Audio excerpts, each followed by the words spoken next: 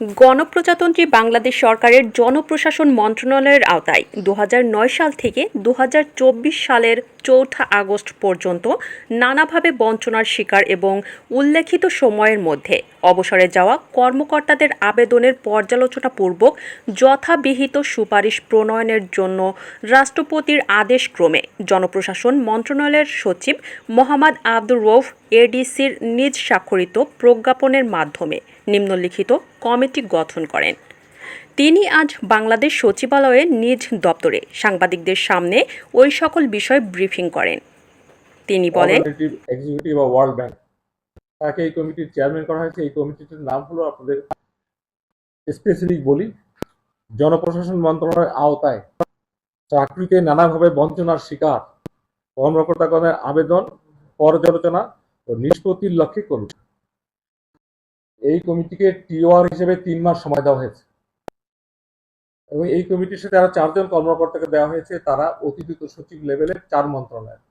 একটা হলো জনপ্রশাসন মন্ত্রণালয়, একটা ক্যাবিনেট ডিভিশন, আরেকটা হলো অর্থ মন্ত্রণালয়, আরেকটা হলো আইন মন্ত্রণালয়।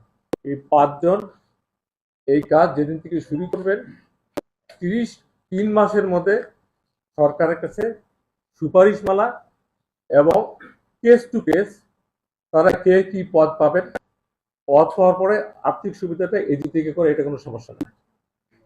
এখন এইটা হলো মূল কথা, হলো যে এই কমিটিটি ২,৫০০ যে আমাদের দীর্ঘ 16 বছরে বঞ্চিত, ইনক্লুডিং মি, এই এদের নিয়ে কোন পিরিয়ড ২০০৯ সাল থেকে ৪ আগস্ট ২০২৪ এই পিরিয়ডের মধ্যে যারা বঞ্চিত হয়েছেন নানানভাবে ইত্যাদি, তাদের বিষয়গুলি কেস টু কেস বিবেচনা করে সরকারকে সুপারিশ করবে কাকে কোন জায়গায় নেওয়া যায়।